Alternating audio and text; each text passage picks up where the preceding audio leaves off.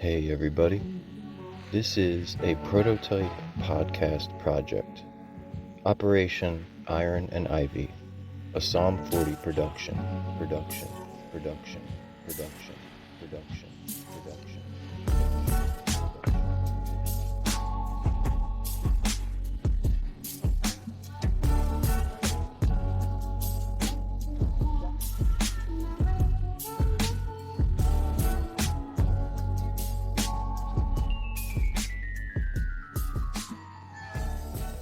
Out of the Mire, a historical investigation series.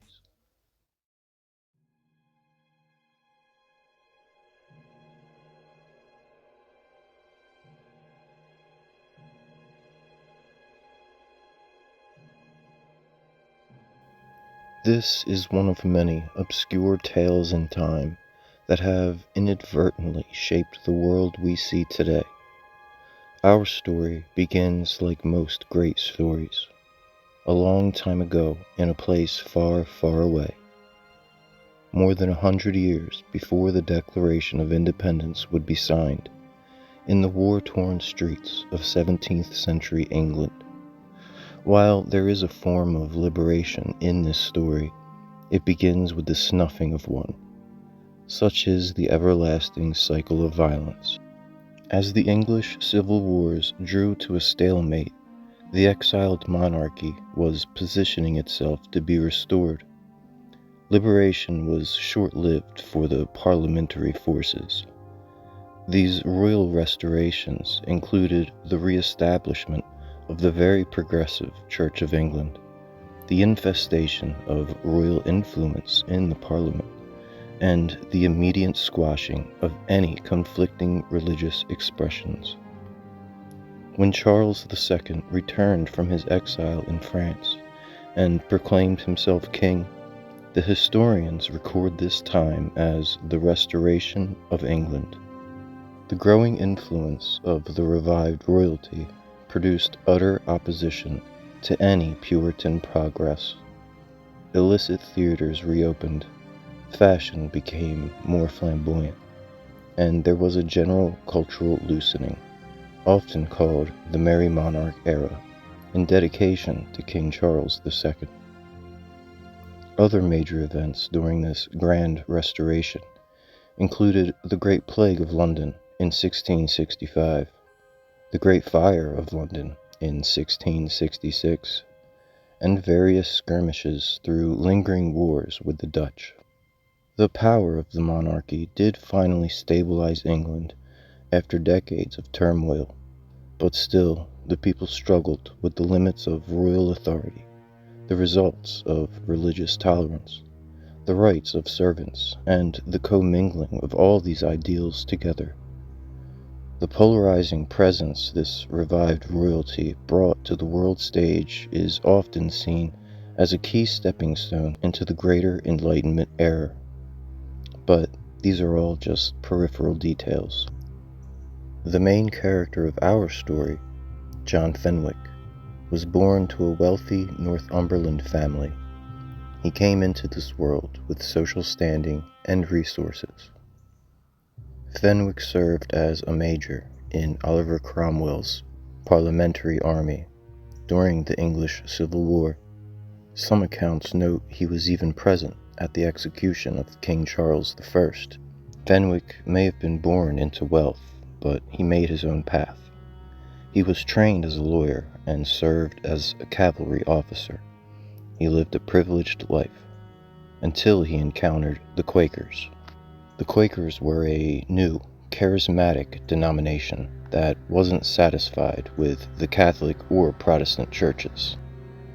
In fact, the term Quaker itself was a type of derogatory word. It was a name given by non-believing critics, pointing out the bizarre shaking or quaking the new converts would display when they heard the name of God.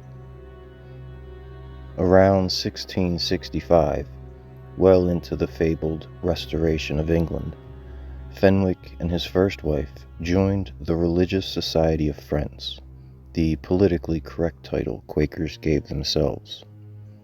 Converted by George Fox himself, the founder of the society, Fenwick embraced the radical faith centered on the inner light present in every person, regardless of wealth, title, or education. For this belief in spiritual equality, he was imprisoned many times. The Society's core doctrine of the inner light, the idea that God's Spirit dwells directly in every person, making all people spiritually equal, regardless of class, gender, wealth, education, or title, deeply resonated with Fenwick. This belief rejected outward religious forms, which was seen as radically subversive by the restored monarchy and the Church of England. Fenwick's commitment to these principles came at a cost. He was imprisoned multiple times for attending unauthorized Quaker meetings and refusing to pay tithes to the established church. Quakers, or any social movement not sponsored by the Crown, faced widespread fines, property seizures, imprisonment, exile, or even execution during this Restoration era. Seeking religious freedom and a place to establish a Quaker society, Fenwick began considering colonial ventures. By the early 1670s, through his Quaker connections, Fenwick had become close friends with a financially ruined merchant named Edward Bellinier, a fascinating friendship that would spark some of the greatest world-shaping events of the 17th century. In 1627, shortly before the English Civil Wars broke out, a philosopher and statesman named Francis Bacon published a visionary book titled New Atlantis. In it, he described a perfect, prestigious society ruled by reason, scientific progress, religious tolerance, and benevolent governance. A utopian world where humanity could build a better society free from the old aristocracy of royal European bloodlines. Bacon's work became a powerful inspiration for the emerging Enlightenment movement, which would eventually bring forth revolution, liberty, individual freedoms, and the reshaping of civilization itself. Many forward-thinking people in England began to see the untamed lands of North America as the perfect place to build this new Atlantis.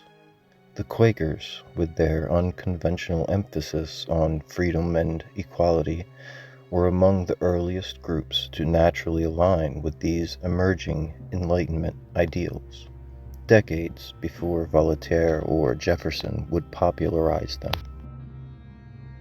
This intellectual and spiritual current deeply motivated John Fenwick. In 1664, around the time Fenwick was introduced to the Society of Friends, the Duke of York, James II, received a 7,000 square mile land grant from his recently crowned brother, King Charles II. Almost 4,000 miles away, nestled between the Hudson River, the Delaware River, and the Atlantic Ocean, James immediately split off part of this territory and granted it to two political allies, Sir George Carteret and Lord John Berkeley.